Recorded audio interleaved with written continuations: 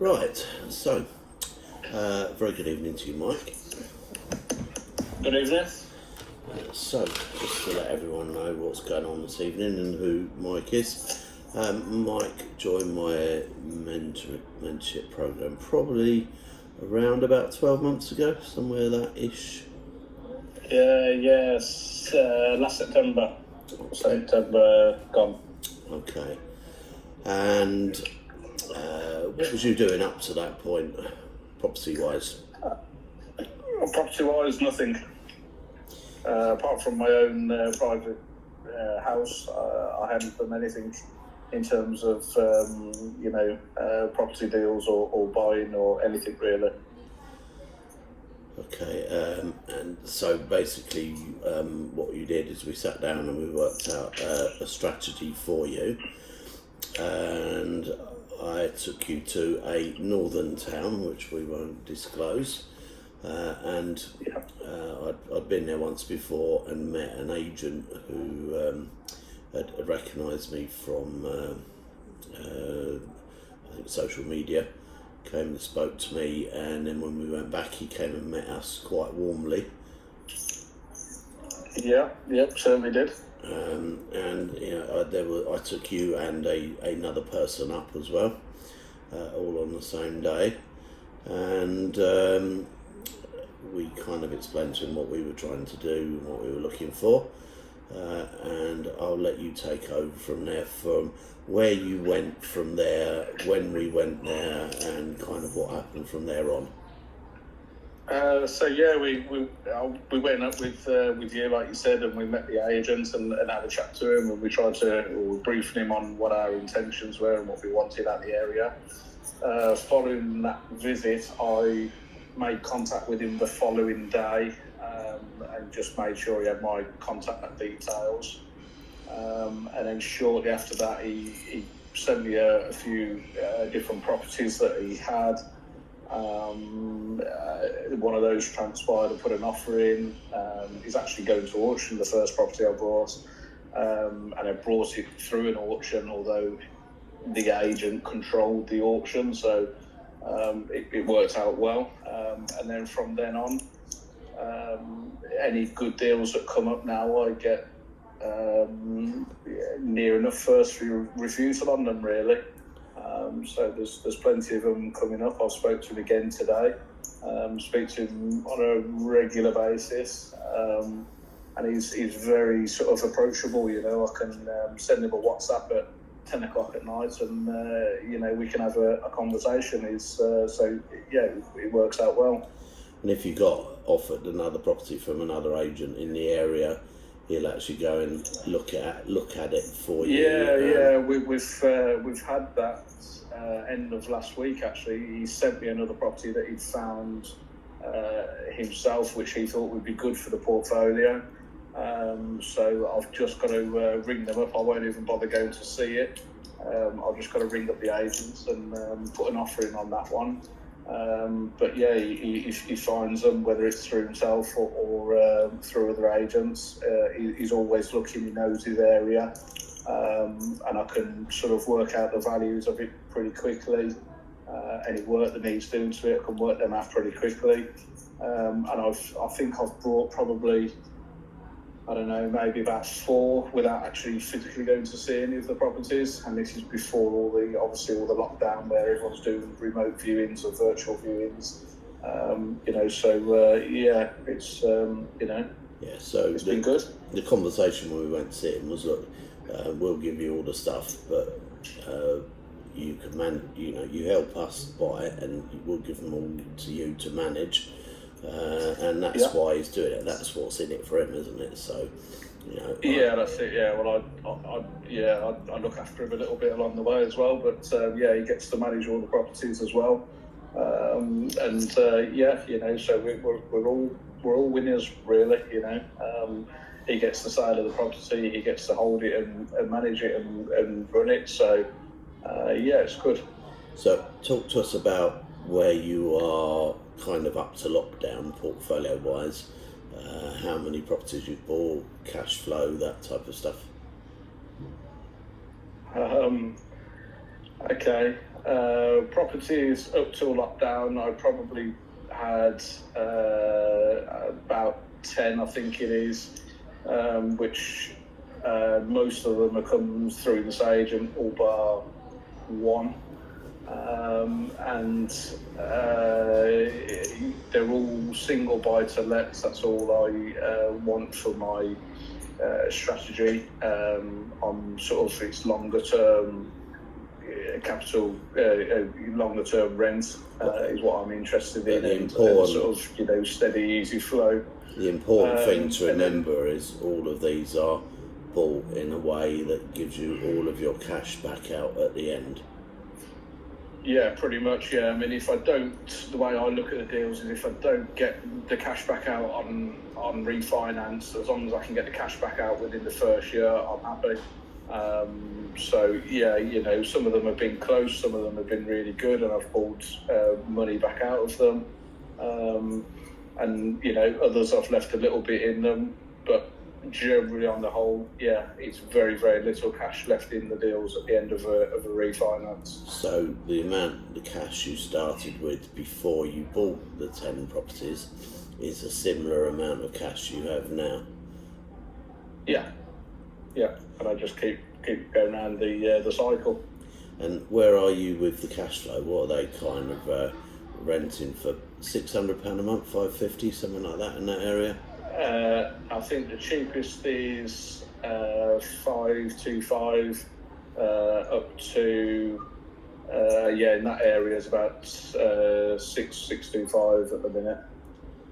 Okay, and these are all properties that. So what's the margin after you've paid the mortgage and the insurance and stuff you have to do?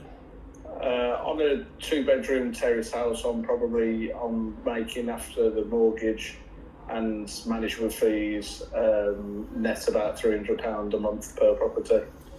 So I think when you came to me, you were looking to acquire a portfolio that would cash flow you enough to cover all of your minimum bills, so that you could kind of relax and not worry, because, well, that's the gist of that means that you're financially free. Yeah, so we've pretty much achieved that, with the ones that I've got, we're pretty much there. So yeah, it's good, it's supporting me, my wife, and 2 and a bit kids. So and when you say a bit, your latest edition is 4 days overdue. Yeah, 4 days overdue. So it could be any time now. Hopefully it won't be tonight, so I can go and play a quick 9 holes of golf. So cash flow wise, what period of time has it taken for you to get there? To get these properties. So kind of from when we. I think from the start, from when I joined the program for 6 months was, getting things in place and researching and looking at what I needed to do, and then I just sort of went for it, as it were. I was a bit sceptical to start with, but just went for it, and probably the following 6 months is when I've got most of the properties sorted. And then we hit lockdown. Yeah. So what's so happened? In terms of the properties that we've got, we've been fairly lucky, and we haven't had any tenants who've not paid. So from that side, we've been fine. We haven't had an issue. Obviously, they're all managed, so I haven't really had I haven't had any conversations with any of them. The agents have just dealt with everything. Lockdown for me is just slowed things up. I was refinancing a couple of deals. Obviously, with valuations not being able to be conducted, they just abruptly hit a halt. And then I'm also doing a 4-bedroom. So I don't know whether you know about this one. A 4-bedroom detached house, which is I'm doing it as a flip. We just drew to a halt because we couldn't get materials, basically. Yeah, I mean, the materials issue was only really for about 4 weeks until you could start then getting at least mail order materials, but the materials started to be a lot more expensive. That's true. Yeah, I mean, what you could get was hard to source, but also some builders were working regardless. Others were themselves isolating. So again, that sort of added a little bit of a challenge every now and again. And then my dad actually caught COVID from a hospital appointment, so he helps me out on a bit of stuff. So that's knocked him about for about 6 or 7 weeks. That's took him to recover from that. So from that side, it did affect us a bit, really. And how is he now? Is he fully recovered? He's, in terms of recovery, he's sort of hasn't got any symptoms. He's all fine. He's just not back to full strength. It's really, it's a real nasty virus, and he's just not got the same amount of strength yet. But each day he's a little bit better, and he's just got to, he's sort of back to work now, and he's just got to keep working at it to get back to full strength. But yeah, it did surprise us, really. Obviously, it could have been a hell of a lot worse, and there's much worse people out there. But it just goes to show that, it's how much it does affect people. So what age was your dad? He's 63. And he thought, apart from going out to do some work on this house, he was at home. He's been to petrol stations, and he had to go to a hospital appointment for his diabetes, and that single visit to the hospital, which was no more than about 5 minutes because they cancelled the appointment anyway, he managed to catch it right at the early stages in there. So he literally must have walked into someone who sneezed or something. Apparently there was a girl at reception that was sneezing and coughing away. And although he stood about 3 meters away from her, that's the only significant place that he thinks he could have got it. And he obviously would be high risk with having diabetes. Yeah, absolutely, yeah. So all a bit scary. Yeah, but it's one of them. You just got to get on with it. Okay, so you've bought 10 properties in 6 months, 7 months? Yeah, about 6-7 months, something like that, yeah. And the remortgaging ground to hold temporary, where is that now? We've just had the valuation done last week, and that was a full physical internal valuation. So that was cool. I'm still waiting on one of the other properties to be valued up. But yeah, they're pretty much back to, it's just catching up now. They're back up to doing stuff and refinance and stuff, and the products are basically there. And the refurbs you were doing, they're all back now on track?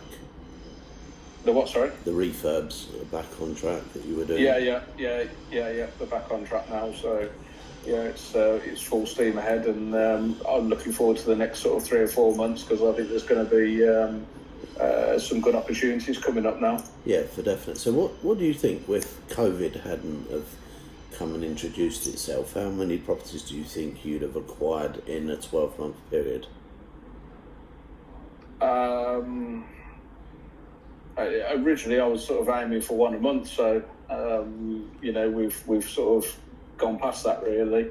I don't know. I mean, it'd have been nice to get sort of 2 a month, but it's all on the supply as well. I mean, I guess the agent that I was using went through some personal issues himself, so he went a little bit off the radar for a little bit, which suited me because it allowed me to carry on with some of the big refurbs I was doing. So all in all, in the last sort of 3 or 4 months, I haven't really bought anything. But I'm still, finishing off stuff that I have got and refinances and stuff, just to get myself positioned now to move forward. So where do you think the number would have been without COVID? Do you think you could have done 12 or 24? Or 18 for definite, or maybe? Yeah, easily 12, probably. if I'd have just sort of not pushed it too much, maybe 15, 16, something like that. And for somebody who I guess with full commitment, you could have easily done 24. And it's not that I'm not committed; it's just obviously I've got other businesses and family and everything else, and 2.4 children to look after. So yeah, it's just interesting as a comparison that because it's much slower finance-wise and in many other ways, with recycling cash because of finance-wise. When I was growing the portfolio, kind of like in the stage you were, I did 52 properties in 48 weeks, but it was a lot easier then.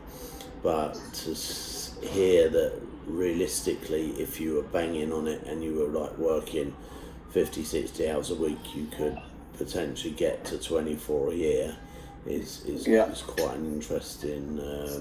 I think 24 is achievable. I'd like to see by the end of this year at least another 12 on the portfolio. So I've got 6 months really to do that. But yeah, I would say that's easily achievable. We've got probably one. If I put this offer in tomorrow, that might be another one. So easily achievable.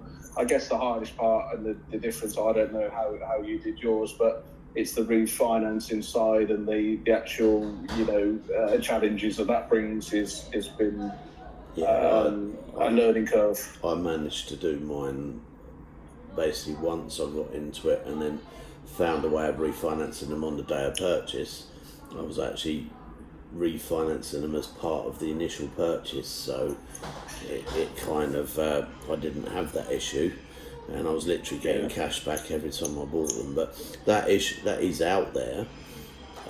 If you were to start marketing and going direct to vendors rather than through agents. That's I guess the key thing, and it's perhaps something that I'll have a look at this year as well, in ready for either the tail end of this year or next year to roll out. But Okay, so look, I'm going to ask everybody if they've got any questions for you. If they could start typing things. Just give me 2 seconds.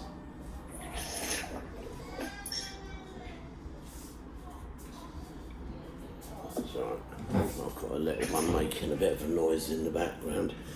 And then we're working together on some development projects in London, which we can talk a little bit about as well. You're helping me, and I think a lot of that is more we're just coming up to actually launching three different projects all at once. One is a 4-bed house we're turning into 2 flats. And then we have another one where I've managed to find a deal on 13 flats. It's got a bit of a cladding issue, and we're getting them at a hell of a discount, but there's a bit of complications, so we've got that one. And then there's also building 9 flats as well, and how that's going to pan out. So that's interesting stuff at a little bit of a different level to just buying a buy-to-let portfolio. And you're absolutely. It's looking forward to that. It's going to be a good challenge, and obviously, like you say, a different kettle of fish to what I've been doing traditionally. So right, let's start having a look at some of the questions that are coming in. Venu said, so what exactly did you make him to do, Glenn? So there we go. What was the strategy? Because we sat down, we did do one-to-one. You're a private client as opposed to just a mentee, so I actually went with you to go and visit the agent that wanted you to work with to start with, and it was basically a buy, refinance, buy it, refurb, refinance, get all your money back, make between £200 and £400 a month per property. Yeah. Strategy, and that was pretty much it in a nutshell, wasn't it? Yeah, that's it. Yeah. I mean, I suppose for me, it just helps with giving me the confidence that, you know, it was the right thing. And like I say, it got to a point where you'd show me what you'd show me, you'd introduce me, and it was a case of, right, you've just got to, you know, take the leap and go for it. So, and it's been, you know, that's how I've approached everything in business before. You know, when I was 19 and started my first business, I just went for it. I didn't know anything. I didn't know what to do. What I want. I knew the end goal. It was just how I got there. And sort of that's what I'm on the journey with the property now. So I know what the end goal is, and it's just now a case of how I get to where I want to get to. So yeah, it was a, you know, a sort of a big confidence thing. But also the thing is, and I say this all the time, that property deals that are available on Rightmove through estate agents' windows are what I call retail deals. The real trade deals never hit the window, and the only way to be successful is to build a relationship with an agent that will give you the deals that never ever hit the window. Yeah, that's perfectly true, and I do get heads up on a lot of stuff.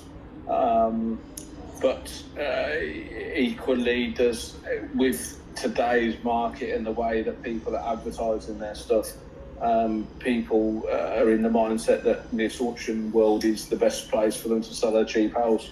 So although the agent controls stuff, sometimes I would say at least half the properties have gone through an auction process. But like I say, the key part is I've had the agent with the inside knowledge of telling me, you know, who's bidding what and how stuff is, and you know, obviously he's sort of gone above and beyond what he really should be getting involved with. But you know, it's been that's where the significant difference is. Yeah, I mean, you still do get some deals that are on the open market up there, but you know, it's you know, it's certainly helped. So I speak to people and say, yeah, look, how's your relationship with the agent? And they'll say, yeah, really good.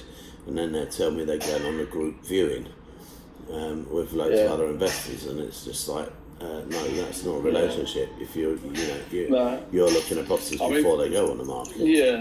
Yeah, well, that's it. Yeah, I mean, my kind of relationship is with him, just to show you the extent of where I'm at, is he'll basically phone me up and tell me that I brought a property. Yeah. And I'll go, thanks very much. How much have I paid for it? Yeah. You know, so that's when you know that you've got a good agent. And that's, you know, working with you. That's because he knows your criteria, inside out and backwards. That's it. And yeah, it's. I know when I used to do sealed bids and things, the sealed bid was left blank, and the agent used to ring me in and say, right, if you want to buy this property, this is your bid.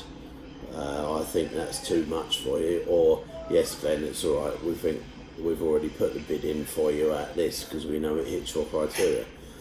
And unless you've got that relationship with one or two agents, and it only needs one or two agents to do it with, that's going to totally change everybody's investing world.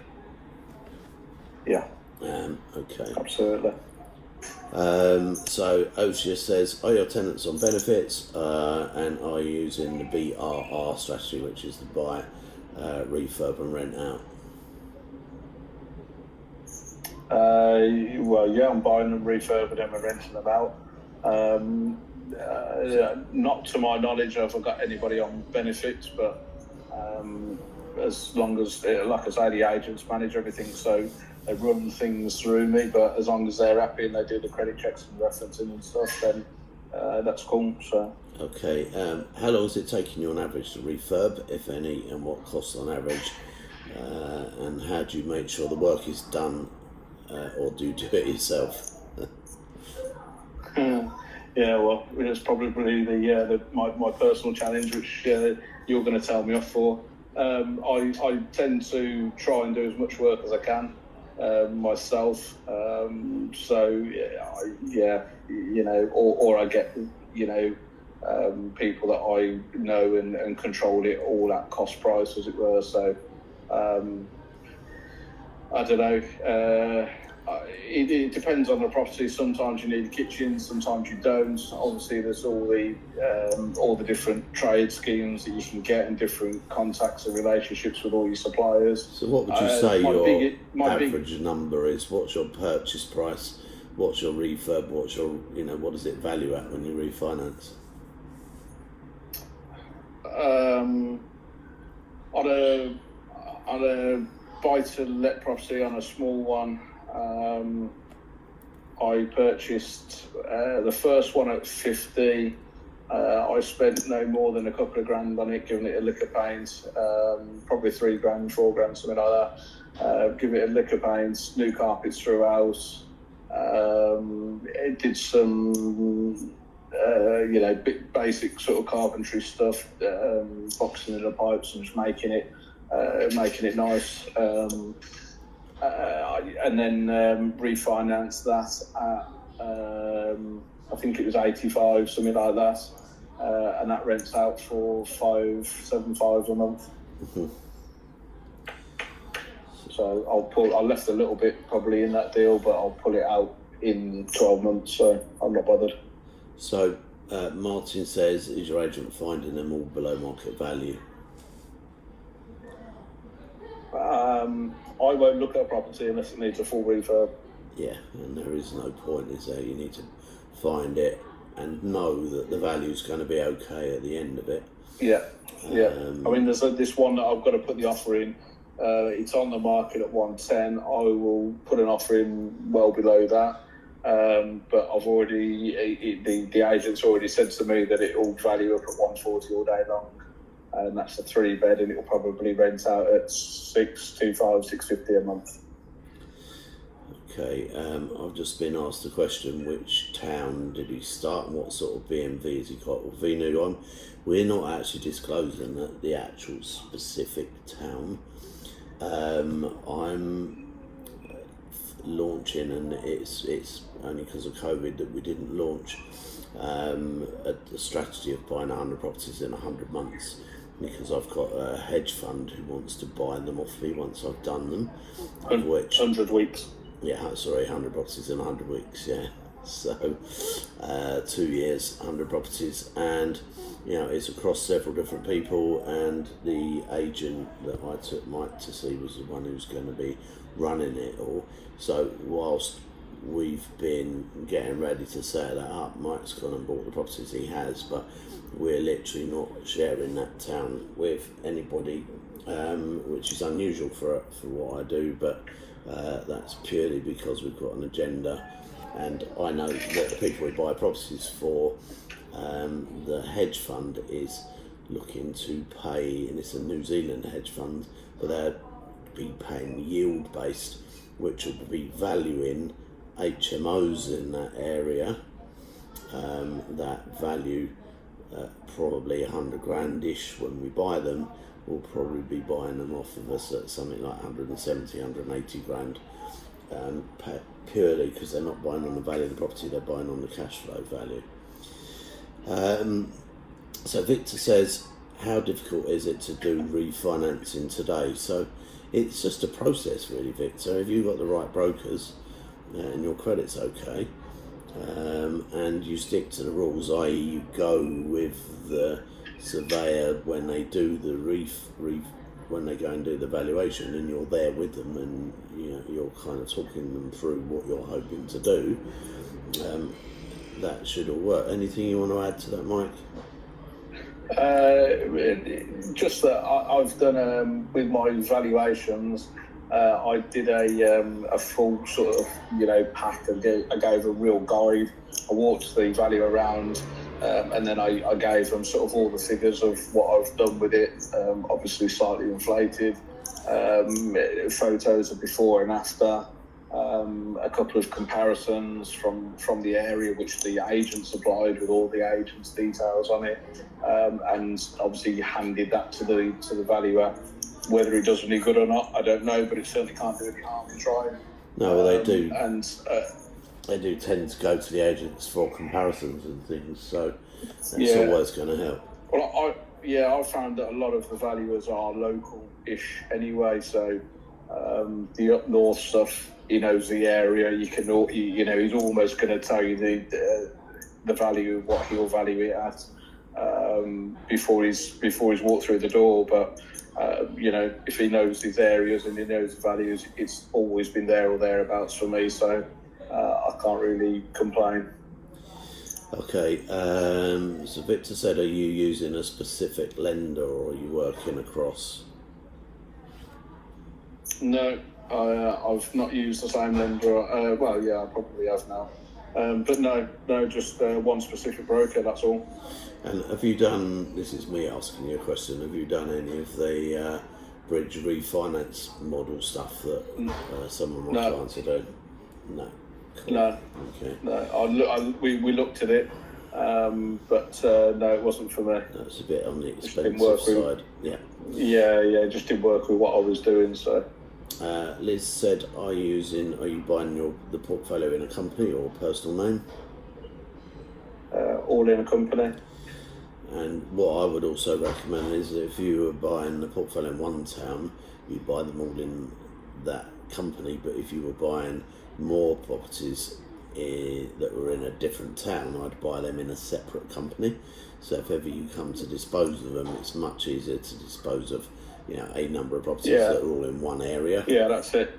Yeah, that's it. Yeah, and when I reach a certain limit, I shall also set up another company as well to again just to split them off a bit.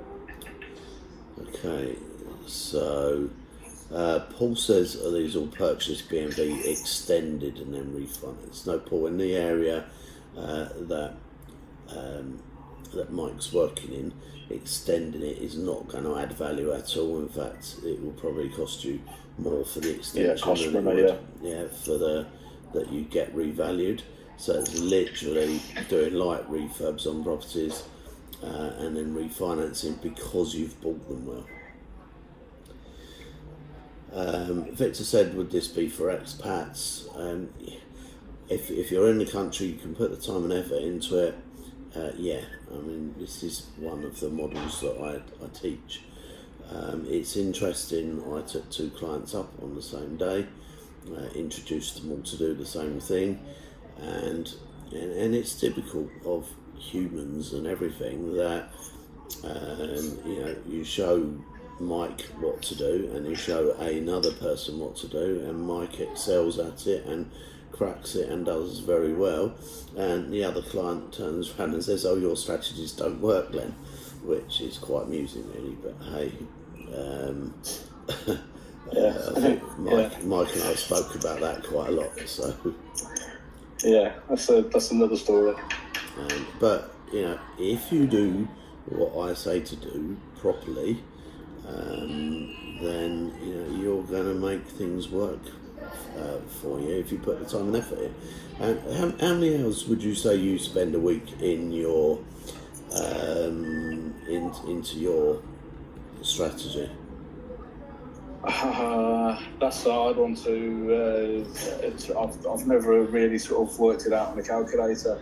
All I can tell you is I'm up when the gyms are open at 5 o'clock in the morning. I'm in the gym for an hour and a half, and then I work throughout the day. I pop in and out of home if I'm at a round, work in the office at home.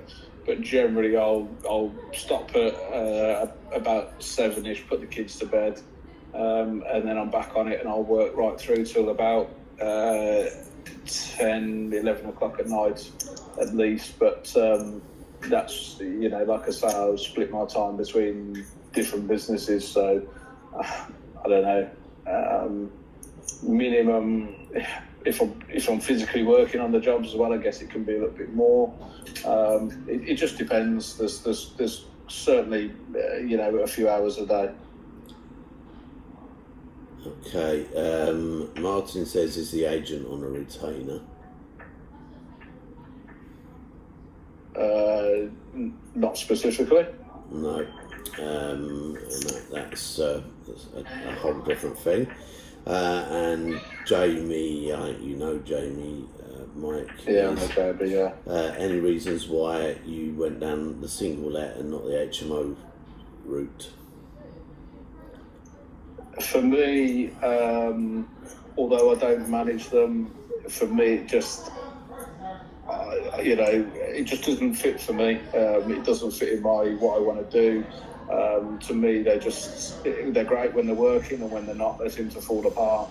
Whereas a single buy-to-lets, if you get, the 3-4 bedroomed houses, you generally get a family that's going to expand and live in that house, and if they're going to pay me to live in that, then happy days. It's a longer term strategy for me. I think HMOs are good if you need cash flow quick, but you've got to be on it, and they're, from what I can see, quite a lot of effort.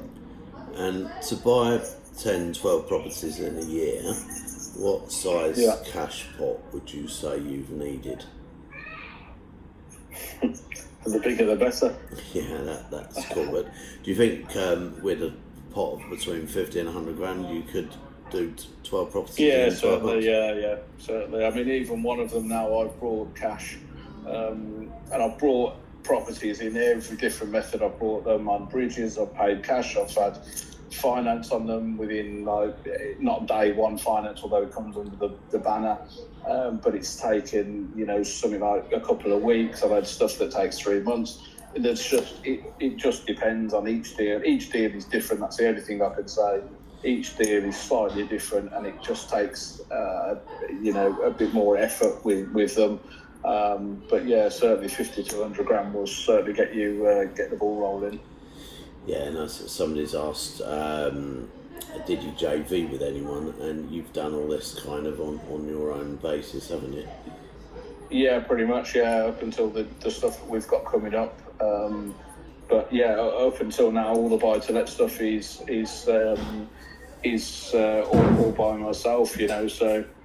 I mean, if I had the time, I'd say, if anybody's got the 50 or 100 grand, I could show you how to do it, but I just don't think I'll have the time to do it.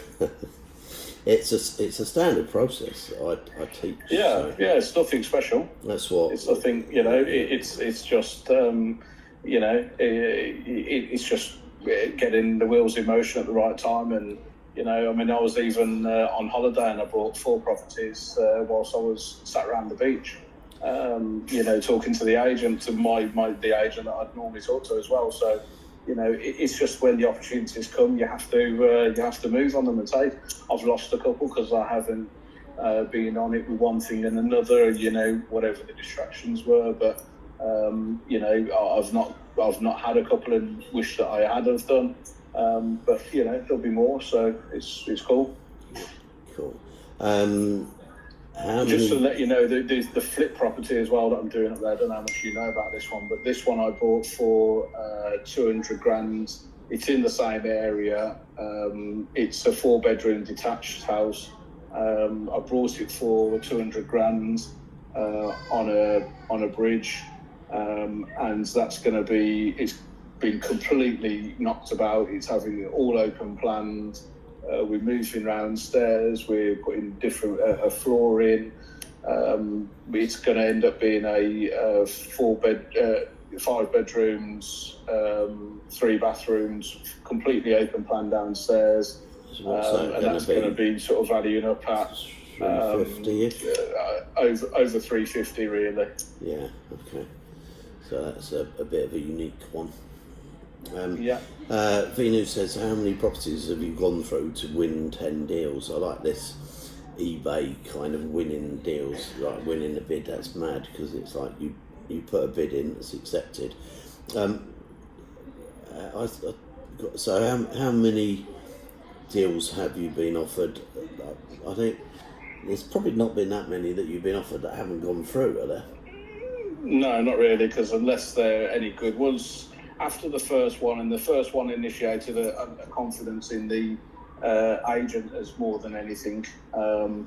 and once he knew that I was serious and I could move, and I had to push that one through quickly and make sure everything was wrapped up and tied up really swiftly, that then showed him that I can walk the walk as well, I guess. And since then, he's really the only stuff that he's shown me is stuff that fits in with my criteria, and he knows if I say I'll buy it, unless something absolutely falls out of bed, I'll buy it. Cool, right. So I haven't, generally, if it's good, I'll buy it. I won't pass it up. No, of course. So I'm going to go off on one of my rants at the moment, because Sue Hill says, but I thought that agents work primarily for sellers. How would you make them work for us if we're just entering the property business? Okay, so Hill, when you build a relationship with an agent, the agents kind of rethink their whole world, and they're looking at properties that they can buy that will work for you, especially if it's their own company, they're going to be renting out the properties, and they're going to have them long term.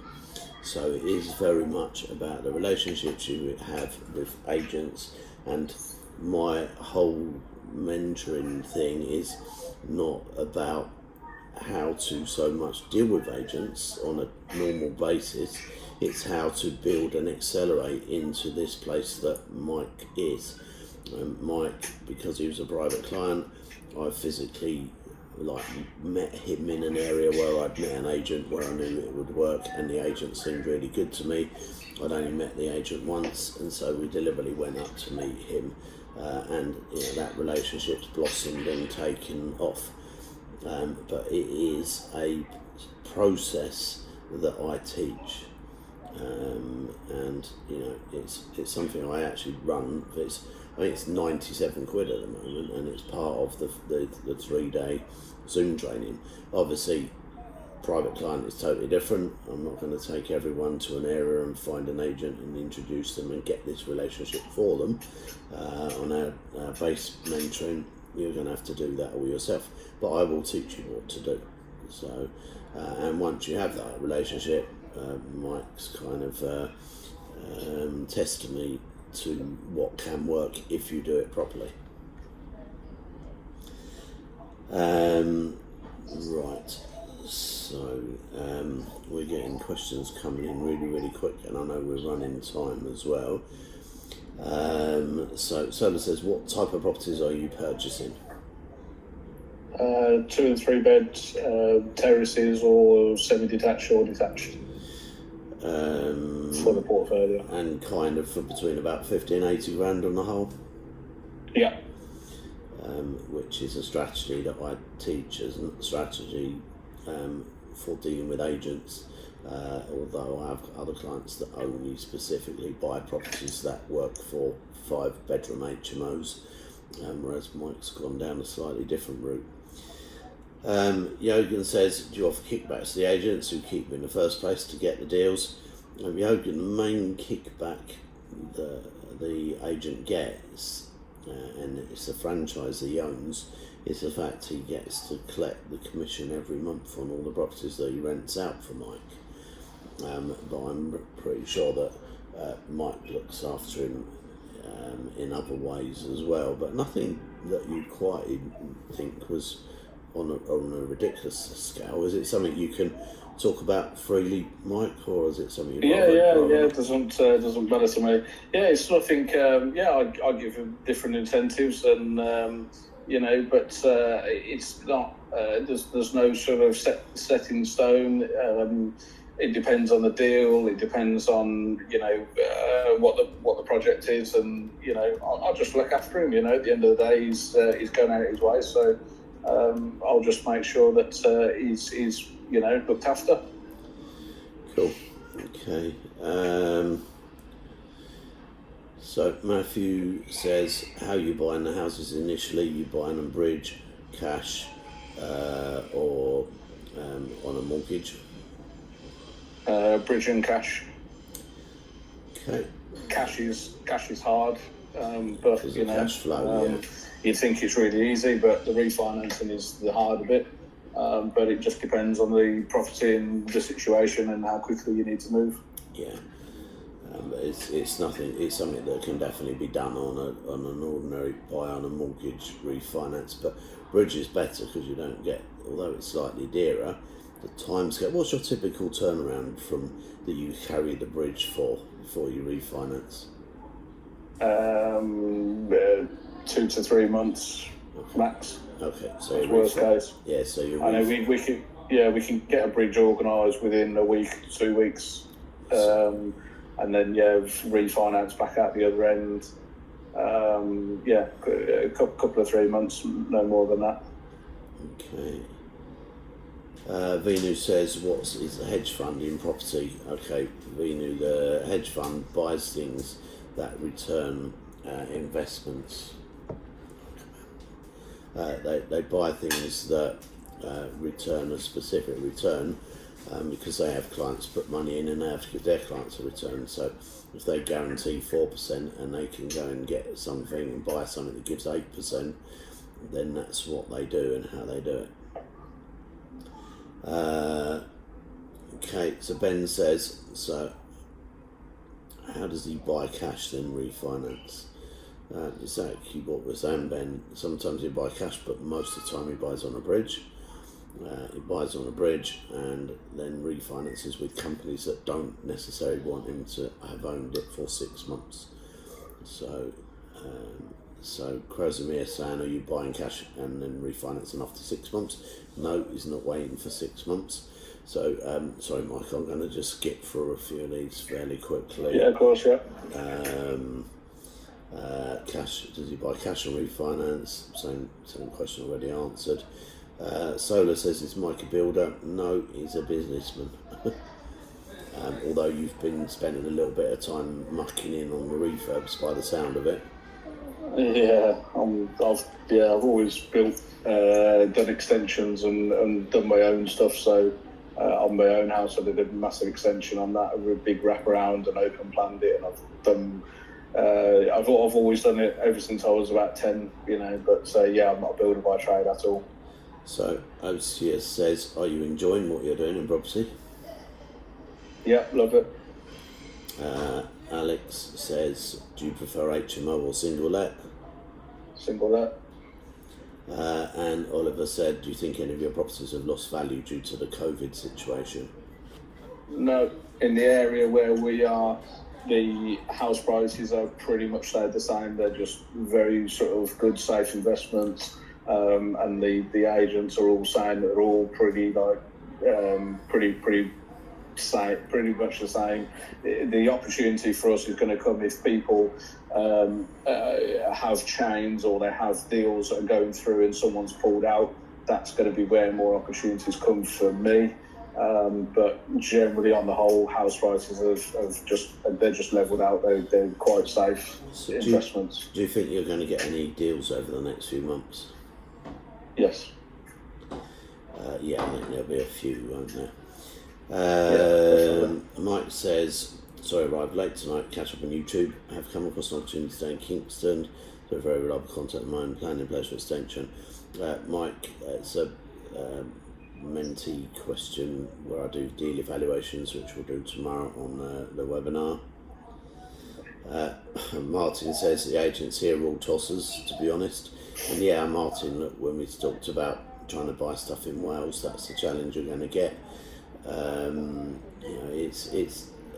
It's no accident that Mike's buying in a safe, solid area with an agent who works, because he paid me to help him to set that up in the first place, which is that key.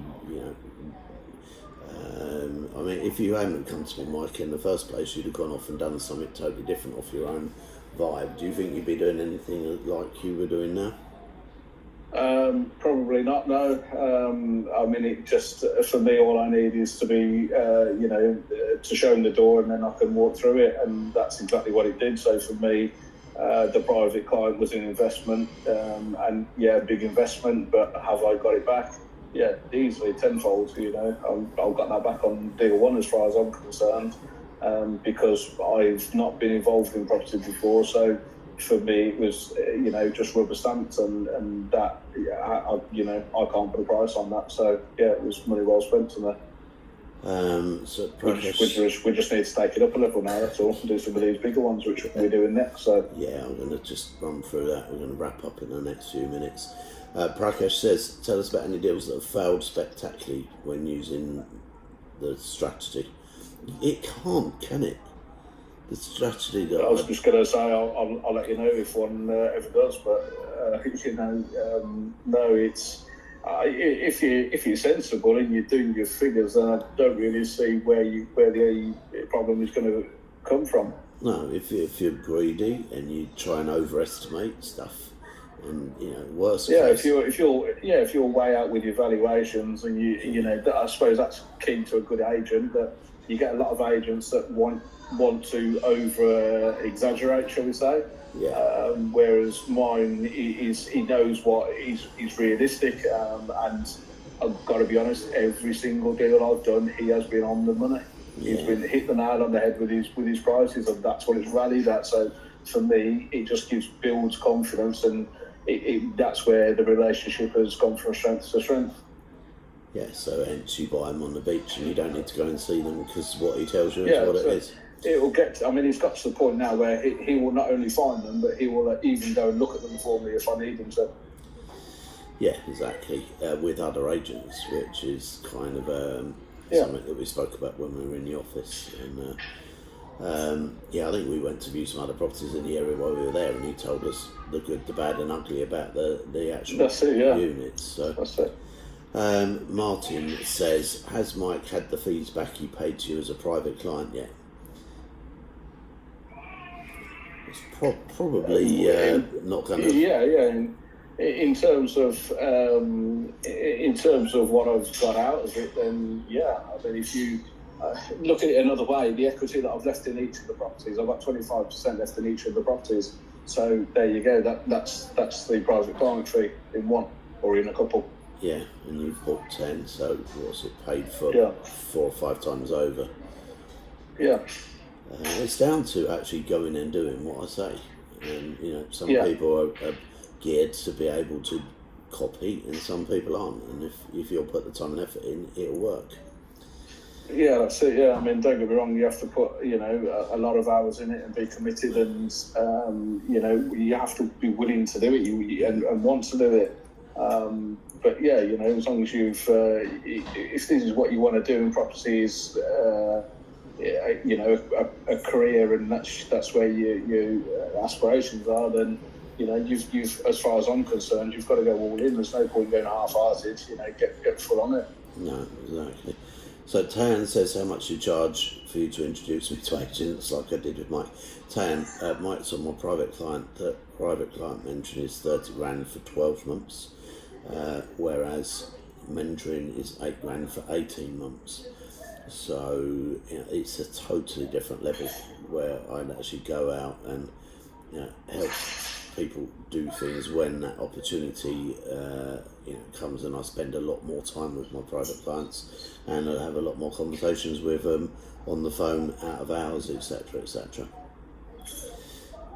Okay, just to sum up, and thank you very much for joining me at short notice this evening, especially when you're in a situation where at a moment's notice you might go and have is it 4 days late your delivery? Yeah, 4 days late. Yeah, well, I'll go and make sure that she hasn't given birth while I've been on the phone, and if she's still good, I'll go and grab a bit of golf just before the new one comes.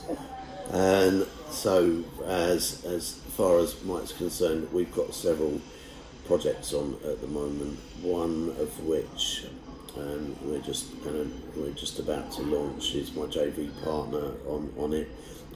On the actual over deal, we're taking on 9 singular JV partners within the deal, and if anybody's interested, basically you're putting in around about 60 grand and getting out around about 100 to 110 grand back out after about 12 to 14 months, probably going to be nearer the 14 months, might be slightly longer than that in the current circumstances.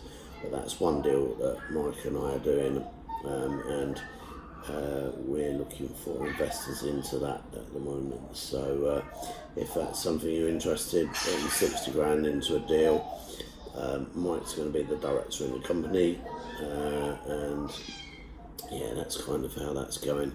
Please drop me an email and I can talk you through the actual process. But other than that, thank you very much, Mike, for joining us this evening. Yep, thank you. Hopefully I've been of some insight and usefulness to others. So. Yeah, and I think also inspiration. What is actually achievable. Tomorrow evening I'm actually going to be talking to a different mortgage broker to get his perspective. There's a mortgage broker in London, Valerie is his name, so I'm going to be talking to him tomorrow, and he's going to be sharing his insights into where we are with the current situation, and where he thinks we're going to be, and house price wise as well. He's an agent more based in the London area, so that's going to be of interest. On Wednesday I'm interviewing another one of my millionaire clients who I'm pretty sure you'll find very, very interesting, Brian Mothwell. Thursday is my Q&A evening. Friday is the mortgage broker evening. So this week's looking really good. Thank you one more time, Mike, for joining us this evening and sharing very openly how you're doing it. I know you're quite on the shy side, but so I very much appreciate that, as does everyone who's listening. Thanks very much for joining me this evening. You take care, everybody, and have a great evening, and most of all, stay safe. Thanks, Mike.